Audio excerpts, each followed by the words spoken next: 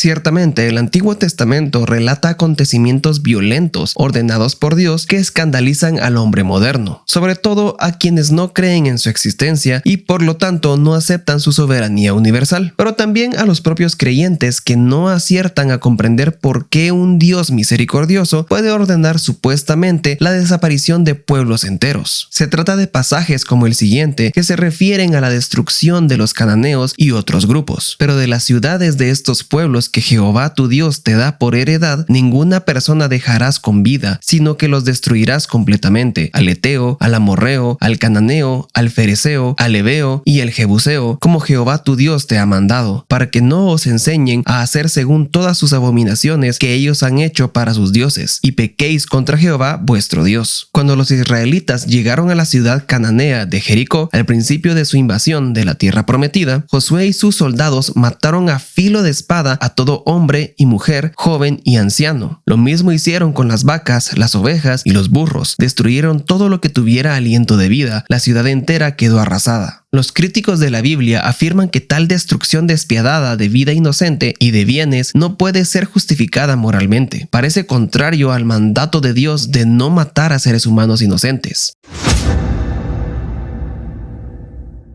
La razón de las acciones del antiguo Israel se divide en tres categorías. Número 1. Las escrituras dejan muy claro que los cananeos estaban lejos de ser inocentes. La descripción de sus pecados en Levítico 18 es muy clara. Y aún la tierra misma se contaminó, por eso la castigué por su perversidad y ella vomitó a sus habitantes. Eran cancerosamente inmorales, contaminados con toda clase de abominaciones, incluyendo el sacrificio de niños. Número 2. Dios había dado al pueblo de Palestina más de 400 años para arrepentirse de su maldad. La gente de esa nación tuvo todas las oportunidades para alejarse de su maldad. Según Génesis 15:16, Dios le dijo a Abraham que sus descendientes regresarían para heredar esta tierra, pero no todavía, ya que la iniquidad del pueblo aún no estaba completa. Esa declaración profética indicaba que Dios no destruiría a la gente de la tierra hasta que su pecado mereciera una completa destrucción en el momento de su juicio. Número 3. Josué y el pueblo de Israel no actuaban de acuerdo con su propia iniciativa. Estas fueron las guerras de Dios, no las guerras de Israel. El salmista dijo: porque no fue su espada la que conquistó la tierra, ni fue su brazo el que les dio la victoria, fue tu brazo, tu mano derecha, refiriéndose al brazo y la mano derecha de Dios. La destrucción de Jericó fue llevada a cabo por el ejército de Israel como instrumento de juicio sobre los pecados de este pueblo por el justo juez de toda la tierra. Ninguna otra nación antes o después ha tenido esta relación especial con Dios o este mandato. Por consiguiente, cualquiera que cuestione la justificación de este acto está cuestionando la justicia de Dios.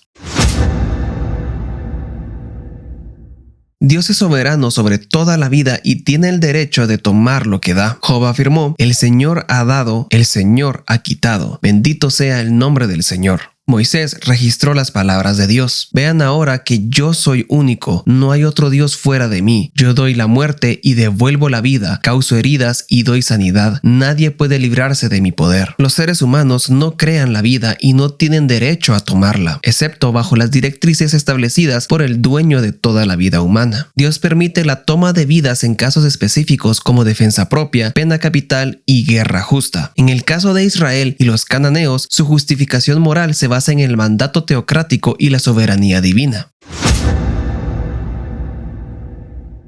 En cuanto a la matanza de los niños, cabe señalar que, dado el estado canceroso de la sociedad en la que nacieron, no pudieron evitar su fatal contaminación. Si los niños que mueren antes de la edad de la toma de responsabilidad van al cielo, esto fue un acto de misericordia de Dios para llevarlos a su santa presencia de este ambiente impío. Finalmente, el argumento principal a lo largo de las Escrituras es que Dios es soberano sobre la vida. Él puede ordenar su fin de acuerdo con su voluntad y su pueblo puede tener una confianza absoluta en que las acciones de Dios son para bien.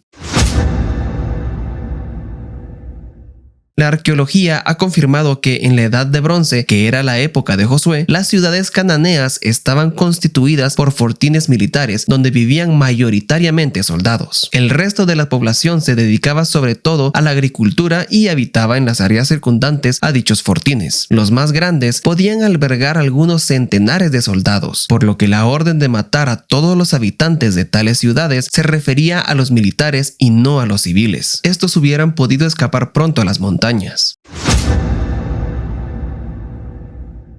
Cuando se dice que el Dios del Antiguo Testamento es racista o que ciertos textos son xenófobos, se olvida por completo que la Biblia desconoce los prejuicios raciales. Los pueblos semitas tienen un origen común. El Pentateuco afirma que todos los seres humanos son descendientes de Adán y Eva, quienes fueron creados por Dios a su imagen y semejanza. No hay lugar aquí para ninguna forma de racismo. En la lista genealógica de Génesis 10 se menciona el origen de los diferentes pueblos y etnias, no solo de los hebreos, lo cual demuestra la importancia que la Escritura le concede a todos los grupos humanos. Abraham es elegido por Dios para ser de bendición a todas las familias de la tierra. Y si en algún momento alguien se vuelve racista, como ocurrió en el caso del profeta Jonás, al negarse a predicarles a los ninivitas, pueblo enemigo de Israel, Dios le amonestará firmemente. La singular salida del pueblo de Israel de la esclavitud de Egipto no fue solo de los hebreos, sino también de una grande multitud de toda clase de gentes, pertenecientes a otras etnias. La propia esposa de Moisés era una cusita de piel oscura, hoy diríamos somalí. Rahab fue asimismo una mujer cananea aceptada como miembro de pleno derecho por el pueblo de Israel. Los extranjeros en general fueron siempre considerados y protegidos por las leyes hebreas. Por tanto, acusar de racismo al Dios que se revela en la Biblia o a la propia Escritura es poco razonable y no corresponde a la realidad.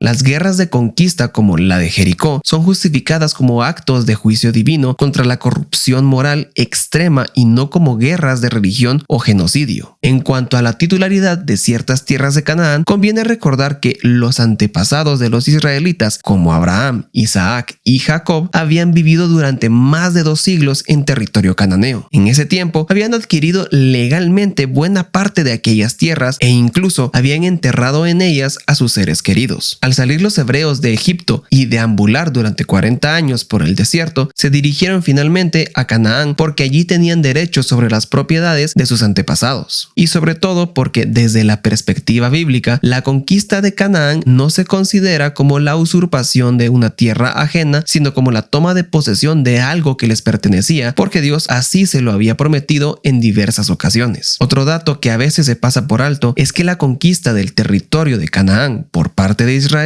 fue, entre otras cosas, un acto de legítima defensa. Cuando los israelitas se aproximaban a Canaán después de su largo éxodo desde el país del Nilo, diversos pueblos cananeos los atacaron sucesivamente sin piedad. Israel tuvo que defenderse de tales ataques para no perecer y desaparecer como pueblo. Sin embargo, a excepción de Canaán, cuya conquista Dios permitió debido a su inmoralidad, paganismo y estilo de vida licencioso, la maldad del amorreo había llegado a su colmo. A Israel se le prohibió ocupar la tierra de otras naciones vecinas como Moab, Amón y Edom, ya que tales pueblos eran los propietarios legítimos de sus tierras.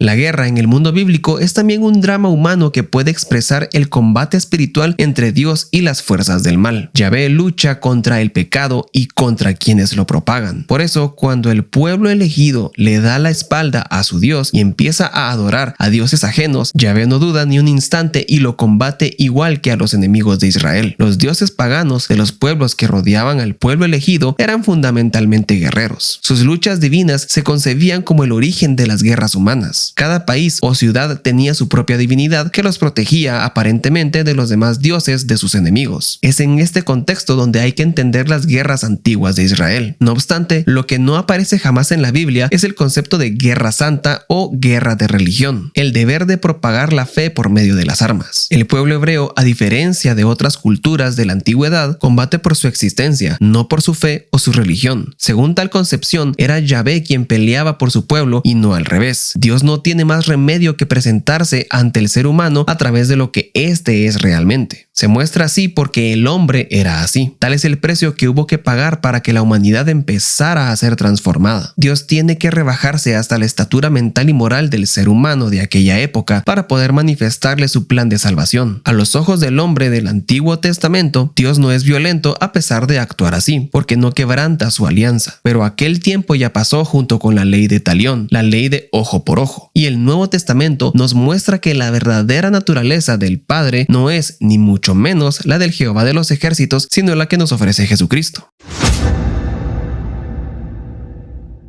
La Biblia relata la destrucción de la cultura cananea como consecuencia del juicio divino a causa de su abominable maldad. No hay motivaciones racistas, sino morales y religiosas. Si el pueblo de Israel tenía que ser luz a todas las naciones, no tenía más remedio que apartarse de la cultura pagana de Canaán. El problema consistía en que aquella era precisamente la tierra prometida por Dios a Abraham y su descendencia. ¿Por qué resultaba tan perniciosa para Israel la religión cananea? Los dioses de esta mitología presentaban características inmorales intolerables para la religión de Yahvé. Eran perversos, mentirosos, promiscuos, violentos, desleales, maquinadores, incestuosos, adúlteros, veían bien la bestialidad y la pederastía y aceptaban la prostitución religiosa, la magia, la adivinación y así como el abominable sacrificio de niños. Los cananeos pudientes, en vez de sacrificar a sus propios hijos al dios Moloch, compraban niños de las familias más pobres para hacerlo y así obtener sus supuestas bendiciones. La corrupción moral había llegado a tal extremo en aquella cultura que Dios decidió acabar con ella, igual que ocurrió en tiempos de Noé con el diluvio, o en Sodoma y Gomorra en la época de Abraham. Dios no tolera la maldad y juzga al ser humano, sea de la cultura que sea, incluso a Israel cuando éste va en pos de dioses ajenos, lo cual indica también que Yahvé no es racista, ni arbitrario, ni está movido por una ira ciega o sin sentido, de manera que la Biblia justifica la destrucción del mundo cananeo en base a su perversión moral y espiritual. La conquista de Canaán por los israelitas, así como el diluvio y el castigo de Sodoma y Gomorra, fueron anticipos puntuales y tipológicos del juicio final con que será juzgada la humanidad de todas las épocas de la historia. Esto forma parte del mensaje de la Biblia que desde luego no gusta hoy a todo el mundo.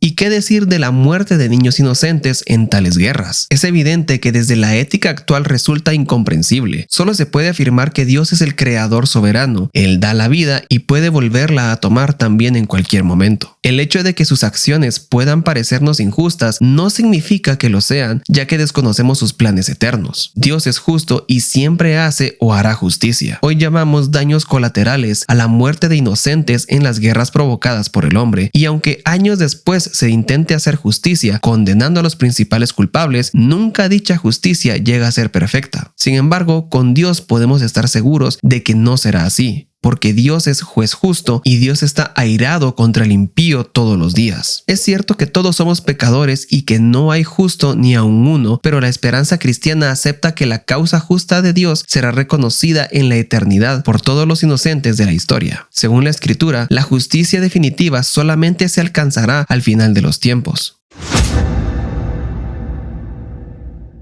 Algunas personas acusan a Dios de no actuar en el mundo para erradicar la maldad. Sin embargo, cuando lo hace, como ocurrió en los días de Noé, en Sodoma y Gomorra o en Canaán, dicen que es injusto por matar inocentes. El problema real es que no se reconoce que la paga del pecado pueda ser motivo de muerte y aniquilación. El mundo de hoy no considera que la idolatría de los cananeos, la depravación moral y sus abominables prácticas sexuales fueran suficiente motivo para que el juicio divino dictaminara la eliminación de aquella cultura. Se rebaja así a Dios a la altura del ser humano, suponiendo que la ética divina debiera ser a imagen y semejanza del hombre moderno. Desde esta perspectiva secular, Dios no tendría derecho a castigar o quitar vidas humanas. Ahora bien, ¿en base a qué criterios morales podemos condenar al Dios del Antiguo Testamento? Si Dios no existe, tal como dicen tantos escépticos hoy, el bien y el mal tampoco existen. Entonces, ¿por qué tanta indignación contra la moralidad del Creador? Por ejemplo, la mayoría de las objeciones que Richard Dawkins dirige contra Dios y contra los personajes históricos de la Biblia se le pueden hacer también al naturalismo ateo. ¿Qué clase de Dios sería la evolución ciega que se nos propone como alternativa al Dios del Antiguo Testamento? ¿Sería también una divinidad injusta e insensible al sufrimiento de sus criaturas? ¿Masacraría sobre todo a los débiles y enfermos? ¿Se comportaría como un sadomasoquista que usa el dolor, la destrucción y la muerte para formar nuevas especies? ¿Podría tachársele de matón malévolo por carecer de propósito para el futuro de sus seres creados? ¿Acaso no se debería acusar de limpiador étnico, genocida y racista por enfrentar entre sí poblaciones, tribus, razas y especies en su lucha por la existencia? Resulta que al sustituir sustituir el Dios bíblico por las mutaciones al azar y la selección natural, muchos de los rasgos morales que Dawkins encontraba malvados y repugnantes se encuentran también en su Dios darwinista. Además, si nos fijamos en las estrategias genéticas supuestamente seguidas por la selección natural, difícilmente encontraremos mejores ejemplos que los llevados a cabo por los hebreos en el Antiguo Testamento, y que tanto enfurecen a nuestro autor materialista. En su libro El gen egoísta, Dawkins afirma: a nivel del gen, el altruismo tiene que ser malo y el egoísmo bueno. El gen es la unidad básica del egoísmo. En lo que concierne a un gen, sus alelos son sus rivales mortales, pero otros genes son solo una parte del medio ambiente, comparables a la temperatura, alimentos, depredadores o compañeros. Si esto es realmente así, ¿qué hicieron mal los antiguos israelitas desde el punto de vista evolutivo, al eliminar a las otras tribus de la tierra prometida? ¿No dijo Darwin que la competencia se vuelve más intensa cuando dos razas o especies próximas luchan por el mismo espacio? Si los genes humanos solo son máquinas de supervivencia, ¿qué hay de malo en robar hembras con fines reproductivos? Desde el punto de vista darwinista y materialista, es difícil acusar a los hebreos primitivos de dudosa moralidad por comportarse como máquinas de supervivencia, ya que al fin y al cabo solo seríamos animales evolucionados. Sin embargo, el propio Dawkins reconoce que a pesar de todo, el ser humano no debería comportarse con el egoísmo que supuestamente caracteriza a sus genes, sino mediante una ética solidaria. Pues bien, de la misma manera, tampoco los creyentes defienden la matanza de inocentes, sino todo lo contrario, el amor y la misericordia de Jesucristo. No debemos tomar como norma ética para el presente aquello que ocurrió exclusivamente para un momento histórico del Antiguo Testamento. Las críticas ateas a ciertos juicios divinos del pasado se desvanecen ante las propias convicciones naturalistas. Dios es bueno, pero también justo y jamás tolerará la maldad. En el caso de los cananeos, fue necesario establecer una nación santa y un sacerdocio para exterminar la impiedad de la ciudad y su gente. Si algo hubiera quedado excepto lo que se llevó al templo del tesoro del Señor, siempre habría existido la amenaza de la influencia pagana para alejar al pueblo de la verdadera adoración al Señor. Como muestra la historia posterior de Israel, esto es lo que ocurrió. La pregunta de por qué Dios mandó a matar a tantos en el Antiguo Testamento es compleja y multifacética. Estos actos deben ser comprendidos dentro de un contexto histórico, cultural y teológico. Al entender el propósito detrás de estos mandatos y el lenguaje utilizado, podemos ver que Dios no es un monstruo moral ni un tirano vengativo, sino que un juez justo y un redentor que obra en medio de un mundo caído para traer redención y restauración.